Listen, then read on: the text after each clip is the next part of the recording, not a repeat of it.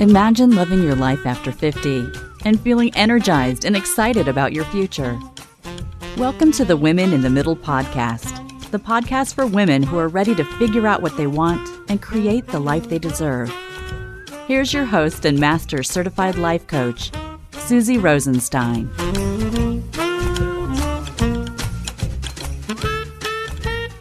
Hey there, welcome back to the podcast, Women in the Middle. I'm your host, Suzy Rosenstein, and I am so glad to be here with you again for this week's episode, which features another interview with someone who has some interesting perspectives to share with women in the middle. Today, we're talking about taking a feminist look at midlife and body image. You know what I'm talking about. Saggy boobs, wrinkles, lines, chin hair, thinning hair, your stomach, your thighs, all of it. There's so many things. Now, before we go any further into the episode, I have to warn you that today we're dropping more than a few F-bombs on the Women in the Middle podcast. So if you're listening while driving with the kids or listening to this episode out in the open with other people walking around, you may want to pop your headphones on or plan to listen another time. And if you're offended by this level of cursing, you may want to take a pass on this episode. And if you don't care, then you're in the right place. Okay, ladies, let's dive in. Every once in a while, I interview someone who just freaking cuts to the chase and shares in a way that makes you laugh and think so hard your brain hurts. And this week, it's one of those unique interviews. My special guest today is the one, the only, Cara Loewentheil.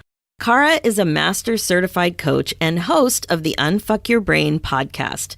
3 years ago, she did what every Jewish parent dreams of for their child. She left her legal career running a think tank to become a life coach.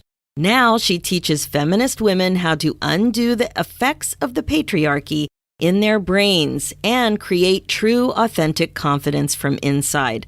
She has grown her coaching business from 0 to 7 figures in the last 3 years and is passionate about teaching women how to overcome anxiety and self-doubt so they can take on the world.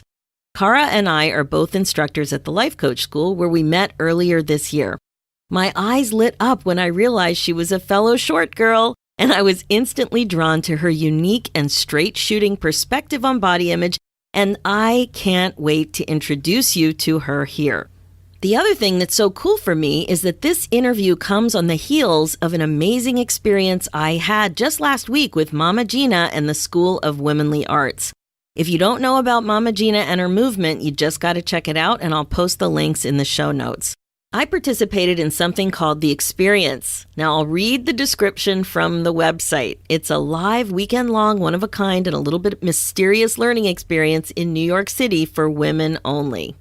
It is really designed to initiate women into a more delicious, pleasurable, and powerful way of being. And like I said, the timing of participating in that event and this interview with Cara is also delicious. Cara's expertise and focus on helping women understand what's really going on in their minds when they think about their changing bodies and self-image, it's super important to share, and I'm thrilled to do just that. Aging and your changing body is part of the midlife transition. There's no doubt about it. It's also something that can put some of us in a bit of a midlife funk. And it's also difficult to embrace sometimes how aging affects your body and your mind. So many changes. Because of socialization, we don't even question so much of what we think about these changes. We're just on autopilot with our thoughts. Cara's perspective will help you take a deeper look at your own thoughts so that you can learn to make intentional decisions about what you actually want to think and feel on purpose about what's going on with that older, beautiful, and undervalued body of yours. It can be tricky because of the social conditioning to think that older is worse, not better, not average, not equal. It's easier and common to think about younger as more desirable. Younger is thought to be better. Emphasis on thoughts. And one more thing, I have to tell you, Cara is a fast-talking New Yorker who will crack you up, so be prepared. Get ready, girlfriend. We're going in. We're digging in about feminism, aging, body changes, self-confidence, self-loathing, thought work, self-acceptance, patriarchy, stereotypes, stigma, and lizards. Yes, lizards. It's really time to start thinking about what you could actually do if you spent less time worrying about your personal appearance. Let's do this. Enjoy the episode. Hi, Cara. Thank you so much for joining me today on the Women in the Middle podcast. It's my pleasure. I'm so glad to be here. So I was super excited to talk to you about this topic of how midlife women think about their amazing aging bodies in not so amazing ways. And I knew that your feminist slant to the whole topic of self-love and just the way we think about aging would be absolutely perfect to turn this topic on its ear. So to get started, can you please let's just start by you sharing a little bit about what drives your passion to work with women about undoing the patriarchy in their brains. Why does this get you so excited? Yeah, that's a great question. I've been a feminist since I can remember, and usually a pretty loud and obnoxious one at that. And to me, I think, I had this feminist background, but I was always very personally stressed out and insecure and anxious. And it was very confusing to me because I had these kind of political and feminist beliefs about women's capability and confidence and equality. But personally, I didn't feel any of that. And so when I discovered coaching work and learned how to actually change my thoughts and create my own personal development and confidence and happiness, what I realized was that a lot of what I had assumed to be kind of self-critical thoughts about myself that I thought because they were true were actually kind of the messages that most or all women get from society that I had internalized, right? That my appearance was the most important thing, that my romantic life was the most important thing, that it was good to be smart but not too smart, and I should worry a lot about how men felt at all times and try to please them and try to get their approval. All of this stuff that I thought was just true or just me was actually kind of the internalization of social messages and, internalized so deeply that they just came out as if they were my own thoughts. And so I kind of realized that, I spent the first part of my career until I was about 33, I guess, working for political equality. I was a reproductive rights litigator, and then I was an academic and did policy work. So I was doing the political struggle, but what I realized was that the internal personal liberation has to happen too, and that lots of people are doing the political stuff and almost nobody was doing, I didn't see anybody doing that personal liberation side the way I would with the social justice lens. And so that's why I kind of feel like I'm on a mission to help women understand that they feel and think the way they do, not because they're crazy or there's something wrong with them, but because they've absorbed all of these messages society gives them, and they've absorbed them so seamlessly from such a young age that they just feel natural like their own thoughts. But you can learn to identify them and change them. Yeah, that's so good. And I find that as midlife women, I know you're not quite midlife yet, but I know you're part of the sisterhood and you totally understand that, we start to become very aware of what thoughts we're getting from our childhood, like our parents. Mm-hmm. But what you're talking about kicks it up a notch, right? It's not just that we're getting this shit from our parents and from the way we grew up, but it's much more pervasive in society. Yeah, and some of it comes through your parents because they grew up in the same society, right? So you may remember, my mother always told me the most important thing was to find a man, and you're like, oh, that's from my mom. And it is sort of from your mom, but she got it from society, and she was telling you that, and then you had all these social messages reinforcing it. As opposed to if your mother was the most important thing in life is to collect a lot of lizards, right? Or something else that no one else was saying, it wouldn't have it wouldn't become such a deep problem. Because there's so much social emphasis on it. That's so funny. I think my kids are going to grow up with the thought about collecting lizards because we did actually have a lot of lizards. Oh, listen, my little brother, we had turtles hatching in the bathtub. We had it all. We accidentally brought a lizard back from Florida in a backpack, and then before we knew it, through the wonders of parthenogenesis, we had a family of 5. And they lasted for 9 years. And then another one of my sons ended up with crested geckos that were a breeding pair. So the whole lizard thing just really makes me laugh. Wait, you had a lizard that self-reproduced? Yes, house geckos. Oh my God. I know. And the funny thing was, first of all, it was when we found it, we found the lizard when we had just realized that we had a lot of damage from, that was kind of related to the Katrina hurricane. Mm-hmm. And even though we were in Toronto, there was a related flood. And so the house was upside down. And then all of a sudden there's this lizard running around. So I was, worried about $40,000 of damage in my basement and also how to feed this little lizard. So it turns out that I had a friend who was an expert. And so she told me what to do. And I created a perfect habitat. And the next thing I know, I'm looking in there one day and I felt like a cartoon character, squeaking my eyes going, ee, what am I looking at here? And I started screaming, there's a baby lizard. There's a baby lizard. Oh my God. And my family's like, Mommy, you are crazy. It's a cricket. I'm like, no, it's a baby lizard. Oh my God. I'm going to need to scrub my brain out after this podcast. I know. So some lizards do this parthenogenesis thing, which really seems like a miracle. But yeah, she reproduced and then her babies had babies and then her babies had babies. Those babies had babies. So we had 3 generations laying eggs, hatching, and they lived for a very long time. So well, this podcast is now called Lizards in the Middle. Exactly. Oh my gosh. It's a funny thing. And I did do another podcast. We had another lizard incident with a death. And there was one, we had a lizard. The lizards died when my kid was at university. So that was like a whole thing. But anyway, we digress. So, but I think we should bring it back because the lizards were replicating the way the patriarchy replicates. Oh my gosh, that's perfect. It replicates itself and we don't even notice that it's happening, right? And it just like keeps going and keeps going. Oh my God, I'm crying over here in Toronto. Yeah, it's true. It really does keep going. You don't know what's happening. And I love that you were doing this work, but you still didn't realize how it was affecting your life personally. Like, that's very interesting.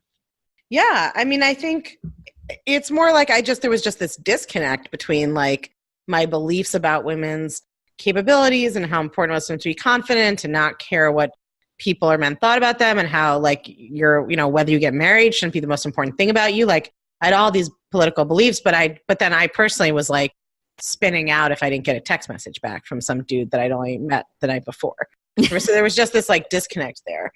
And when I learned coaching, as you and I both know, since we have the same teacher, we did learn about the kind of evolutionary biology reasons that your brain operates the way it does. But what I realized was missing from that, for women at least, was all of the socialization that also feeds in. So I see it as like 2 streams feeding in, which is why I think women feel so crazy all the time. Yeah. And the thing I've really noticed is that there are a couple of thoughts that seem to be causing a lot of problems in these areas. So aside from the fact that our bodies are changing, I think what's fueling some of the unhappiness about the body are thoughts like these, like younger is better than older. Mm-hmm. That's one for sure. And I catch myself thinking that too. Not as often now that I have some skills and I've been questioning things, but it's very common to think that younger is better than older. And I think that drives a lot of, just dismissing everything that's older as worse, especially as you are becoming older and wiser and not really valuing what that means and how you can contribute as a result of that. Yeah, I mean, I think I do think that there's that we get that social message a lot, but I also am it's like I'm skeptical in this way that at any stage of life, our brain tells us, well, if things were different, it would be better, right? So like you might be thinking, oh, when I was younger, it was better. But when you were younger, you were worried about the size of your thighs or whether you were going to find a partner. Like it's not, we like romanticize the past or whatever thing we think we want that we think is going to make us happy, right? True.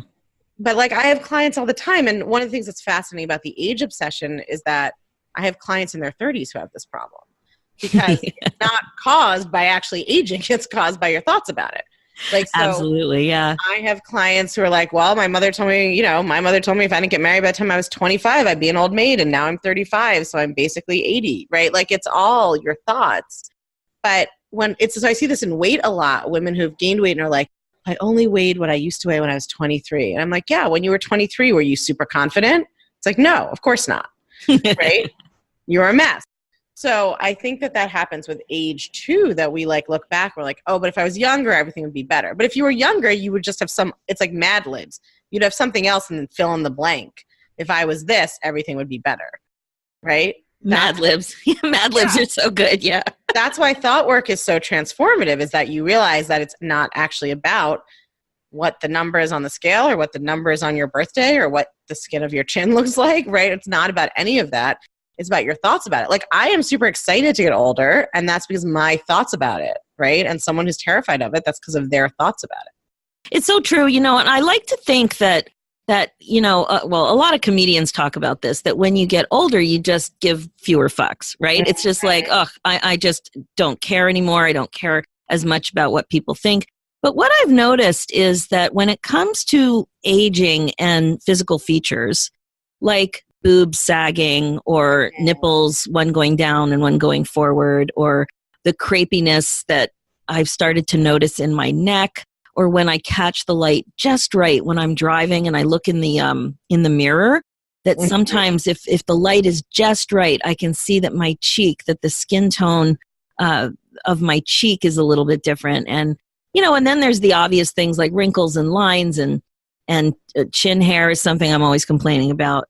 So I don't know. I think that some of these things I thought I would care less, but I'm surprising myself a little bit that I care. Like, I don't care enough to have surgery, but I care enough to spend more on cream. But it's still your thoughts that create that caring, right? Absolutely. That's the point, is that it's still your thoughts. And I think it depends on, I always think that like one of the gifts of being like a teenager who was not, conventionally attractive, or of learning to love myself as a fat woman, like one of the gifts of that is that I didn't get dependent on like the young and pretty privilege. Right? And so it's like it builds character. Like I had to learn how to value myself, create my own definition of beauty, like all of that. So I think because like it was hard while it was happening, and I certainly didn't think it was a blessing when I was 25, but now I just feel like, and of course I'm sure like new thoughts I don't predict will come up. But I also feel like, well, I've redefined, we live in a hugely fat phobic society, and I've redefined that, and I believe that I'm beautiful and sexy, and I found evidence of that, and I see that that's reflected back to me when I believe that. So I think having done that work, it's so clear to me that like, it really doesn't matter. Yes, it matters what society tells us, because that helps us identify the thoughts and how to change them. But the fact that society tells you that isn't a reason to just have to like accept and believe it and keep replicating it like a lizard in your own brain. So how did society get the upper hand with all these messages? Like all societies have different values and stories and myths, and even around the globe, like the American dream is a powerful story we have here. They don't have that in France. It's not the French dream, right? There's different ethoses and beliefs, and when you're growing up in a culture, that part of what culture is like teaching new babies or people who come the set of like beliefs and values and ideals and understandings that we all have like organized our lives around. And so of course all of that's happening, and you don't know, you're not aware that it's happening. So you're absorbing it all unconsciously. It's like somebody's typing in the open source code in your brain. Yeah, that's such a great way to think about it. Open source code, that's great. Yeah, it is super common to all of a sudden just be one with these messages, and it does take a lot of unpeeling and working backwards to really decide how you want to feel and think on purpose. Totally. Yeah. So one of the things that it's just become so obvious too with aging is that men don't seem to be struggling the same way that women do. Men don't seem to be socialized to think the same way about gray hair, about no hair. It's just completely different for men. Yeah, because men are socialized to believe that their accomplishments, and particularly their professional accomplishments, are the most important thing about them. And women are socialized to believe that their appearance is the most important thing about them. And that their appearance should be a particular way, right? Like young, pleasing to straight men, really pleasing to straight white men, So they just are getting a totally different message, right? I mean, we see in Hollywood movies, like people playing women the same age as a male lead playing his mother. Yes. Right. And his girlfriend is played by a 20-year-old. So men are taught that they can get more distinguished and, more handsome and more powerful as they age. Men's power is built on money and profession. And sometimes just kind of, it doesn't always have to be money. It might be community standing or political power or whatever it is. And women are taught that their power has to do with their looks and with their youth, right? That it's like a particular kind of look. But that's one of the things that I really love about the idea of getting older is that I think it's no coincidence that older women are kind of feared or stereotyped as, it's like they're either considered like, sweet and harmless and confused, or they're like malevolent witches. But I actually love that because I think, in a kind of anthropology sense, there's three archetypes of women. There's the maiden or the virgin. That's like the young, beautiful woman that, a man wants to marry. And then there's the mother. And then there's the crone. But the crone is the one who knows everything and does not give a fuck anymore. Right. And I actually think I do so much work on myself to undo all the socialization of caring, of thinking that what men think about me or my romantic status or how many men want to fuck me is the most important thing about me. Right. Yeah. And I imagine there will be so much, the less that I care about that, the more free I feel. Right. And so and I'm not saying that older women don't care about being sexually attractive. Of course, sexuality exists at every age. But I think the reason that old women or the crone are considered so scary is that their life isn't based around how fuckable they are. Right. And so they know so much. They're wise. So they're the ones who are considered to have healing powers or magical powers or to know the wisdom of nature and folklore. These are the women whose life is not organized around catering to men anymore, and who then have so much wisdom and knowledge and power. So I just think the crone is such a powerful archetype, and I'm excited. If I could just live in the woods now with my cauldron, I think I would be happy. I'm excited to give less and less fucks about whether or not I look like a 19-year-old on the cover of Glamour magazine. I love that way to look about it and to look at it. And one of the things that comes up over and over with my people is that they're just closed off to the idea of what's actually possible. The message that they're getting is that there are so many things, so many stereotypes, so much stigma about aging and what's not possible, what they cannot do, that just to allow the ability to imagine what is possible and what you can do is very uncomfortable and very, very foreign. So I love what you just said, that you're turning that scary kind of negative image completely upside down as something desirable because it's so powerful. Mm-hmm. Yeah, I love those lists that go around that are the ages at which people started doing things. Right? Grandma Moses started painting when she was 80. Yeah. 80. That's I could fuck around for another 30, 50 years before I even do anything, and I could still start. Right? Excuse me. There's so many examples, and I think of this with my life. 4 years ago, I was running a think tank on public accommodations law. Right? And now I have $1 million coaching business. Just the amount that I've had to learn and grow and change in the last 4 years is crazy. And I do think that I'm sure this is true with kind of your clients. I see it even with mine where they're well, now I'm married and have kids and have a job. So that's it for life. Nothing can ever change now. It's already too late. Right? Yeah, totally. I should have started something this morning. I posted this thing on Instagram. So, Ocasio, the woman, this young 29-year-old who got elected to Congress, she beat this big incumbent in New York. So somebody had tweeted oh, she makes me feel bad about myself because I haven't achieved as much. And then she responded and was listen, last year, I just bought my first couch ever. Last year I was bartending and I just got health insurance 2 months ago. right? Like things can change so quickly and you're so much closer to where you want to be than you think. Yeah. So like that was so powerful. And then someone direct messaged me and was like, yeah, but she's 29 and I'm 39. Oh my God. That is not the point. Right? No, it's not the point. And I have to tell you that last year, something happened to me that was so freaking crazy that there's no way I could have imagined it. And something I made with my own little hands was featured at the Museum of Modern Art in an exhibit for 4 months. It's freaking MoMA. Like there's no way in a million years that I was 54 last year that I would have ever imagined that could ever happen in my wildest dreams. Yet it happened. Right. So yeah, it is a constant reminder that when we choose to think things like this, like my boobs aren't good enough or the chin hair is making me look, I don't know, just not pretty. Let's just leave it at that. And that I am aging is negative. When we choose to think those things, it's just another reason, another excuse, another way to stay small and just let ourselves off the hook of growth.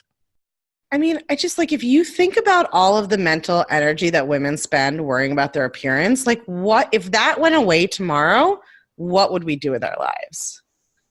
Like, I think we would have taken over the world and probably colonized Mars by then. Right? I mean, just like, it's like, of course I don't blame women. We're taught to think this way, but this is why I feel so passionate about this work is like, to me, it is fucking tragic that there are women with intellectual and artistic and creative gifts that they could develop that would contribute to the world and their own personal happiness. And they're walking around thinking about how many calories they ate for breakfast and like being upset that their roots are showing because they need to dye their hair because they're not allowed for it to go gray. Right? Like that to me is just such a like criminal waste of human potential.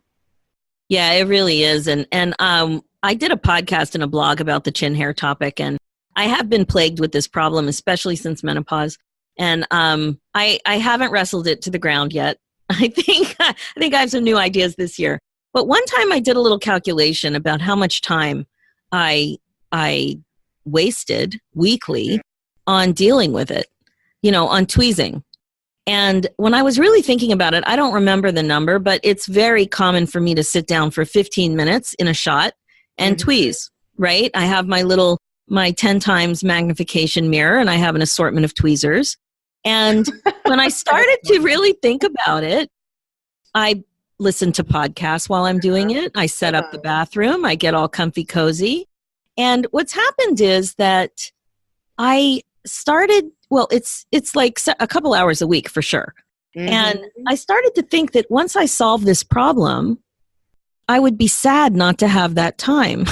And I guess it got mixed up in my mind. And that really reminded me of one of the first jobs I had in public health in the 80s was as a tobacco use prevention officer in public health. And we were working on one of the first bylaw in Canada to get tobacco use out of the workplace. And I interviewed managers of different size businesses.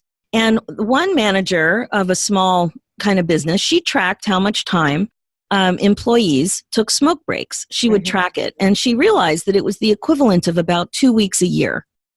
And, with smoking doesn't feel relaxing, but it's interpreted as relaxing because even though it's speeding up your heart rate, it is you're breathing deeply and you're taking a break.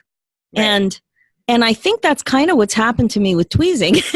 Well, and I don't think that's an accident because women are encouraged to spend so much time and money on physical maintenance, they're encouraged to think of it as like a hobby.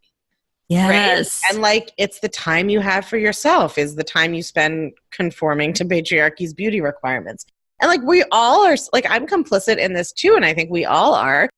But I notice like I'm sometimes resentful of the time where I'm like, I have to do this thing in order to present a certain way, in order to be taken a certain way.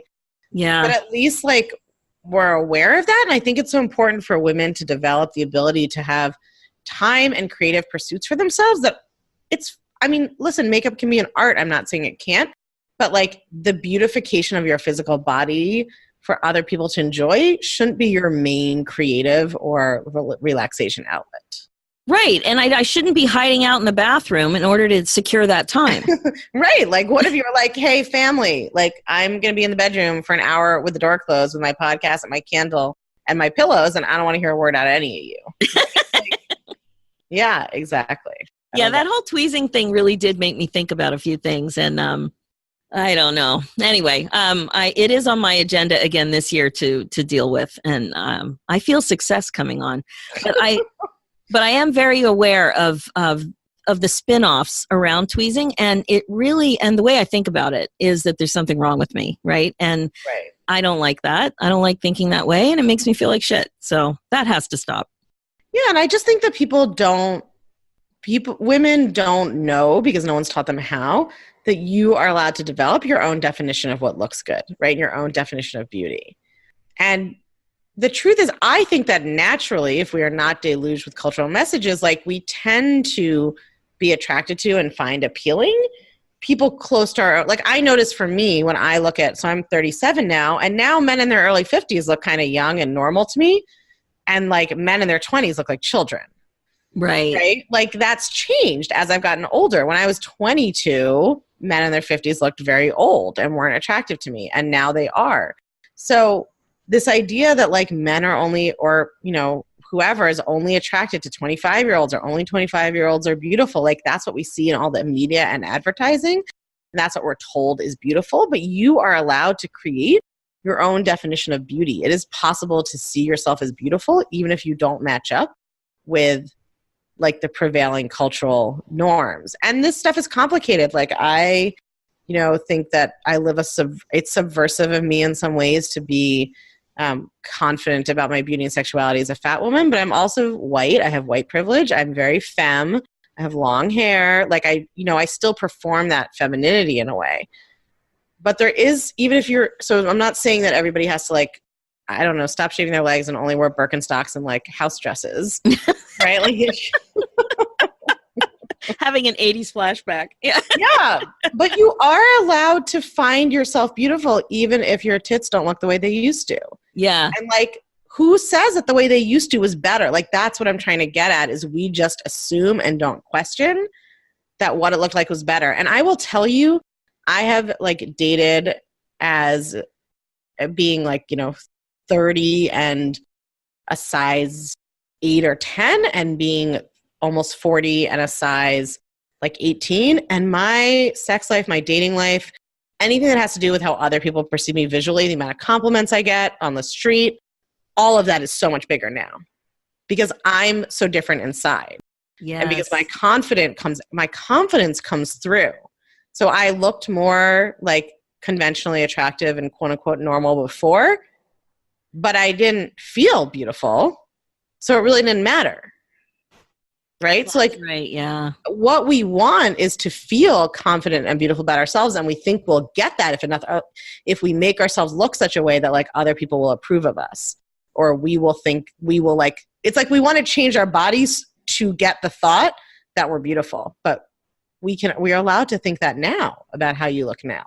Exactly. And the people listening to Women in the Middle, they're very familiar with the thought model. So really what we're talking about is we want to believe that changing the C is going to make us feel better. And really, we all know, even though we don't internalize it all the time, that it's our thoughts that create our feelings. So if we want to feel confident, if we want to feel beautiful, that really does come from the way we're thinking about our body. But with all that, what are some of your top tips to learn how to love your body, especially in its older and wiser glory? Yeah, so I think I have kind of 3 top tips, I would say. Number 1 is you want to change your visual diet so that you are, like for younger women, I say look for women like your size or larger, and older women can do that, but I would also change it to be looking at older women. So one of the kind of few things they've tested that has kind of statistically significant, provable impact on body image is looking at bodies of women who look like you, basically, look like real people. So looking at fashion magazines correlates with a decrease in body satisfaction right afterwards. Looking at images of real women who are your size or larger, or your age or older, or whatever it is, correlates with an increase in body satisfaction. Ooh, so good. So if you use Instagram, I like highly recommend that you unfollow immediately any like thinspiration people on your Instagram.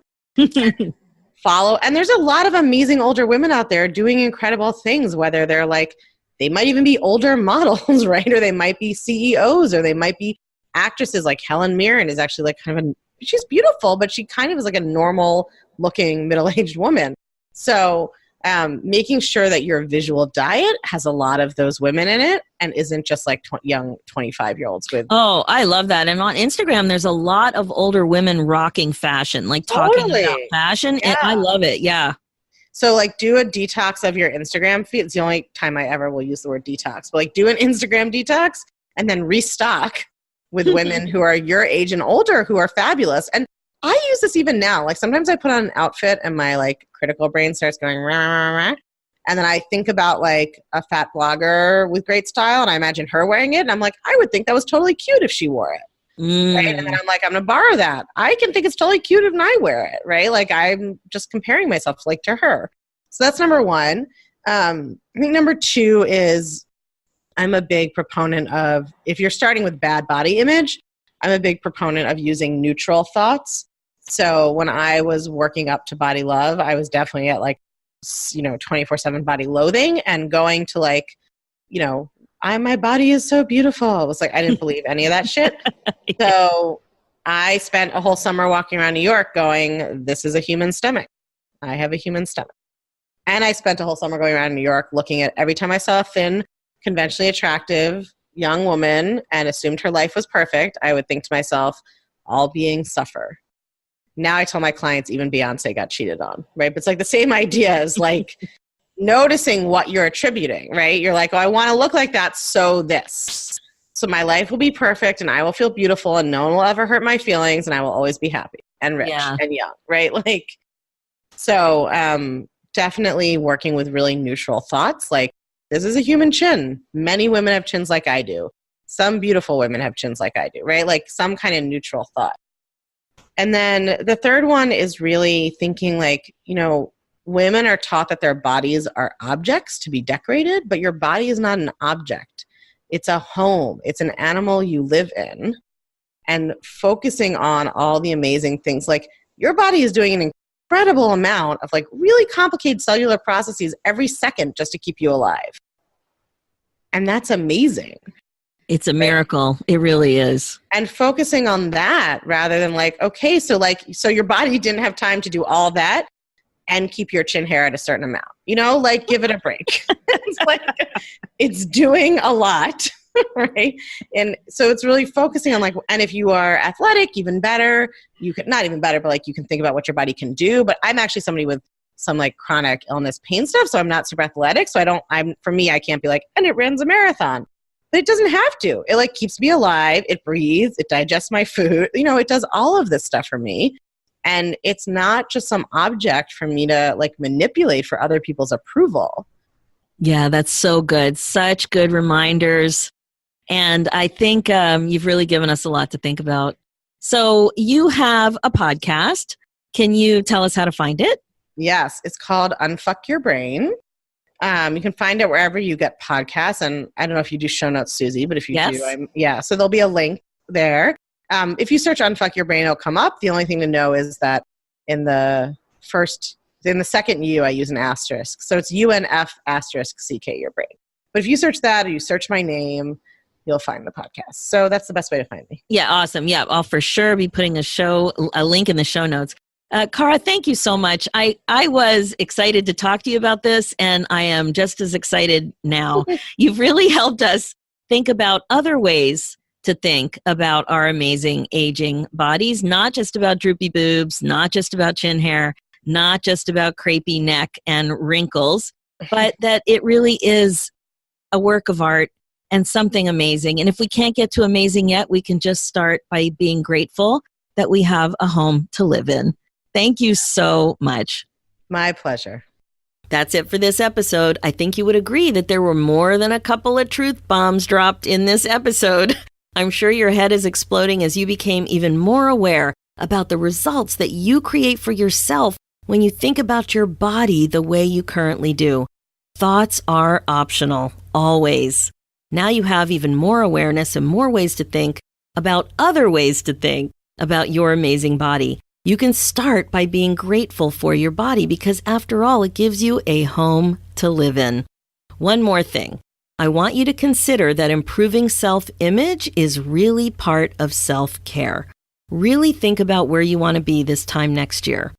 If it's not where you are right now, if you feel stuck by the way you think, if you feel like you've been wasting a lot of time with crappy thoughts like the ones we've been talking about today, then I want you to consider that it really might be the perfect time for you to take massive action and have your own back. You can make a change if you want to. You can get excited about your life again. So why not take the first step? Just head right over to www.talktosuzy.com and book a 10-minute call with me to talk about options to work together. Go ahead and apply. It's the first step. It's just a chat, and it's just to see if we're a good fit. It's a beautiful, risk-free gift that you can give yourself, and I can't wait to see your name in my calendar. If you like what you've heard on today's episode, just head over to the Women in the Middle podcast on iTunes and leave me a review. That would be awesome. Check out the show notes with more information and links at www.suzyrosenstein.com. Let's do this, ladies, one new and amazing thought at a time. Thanks so much for listening.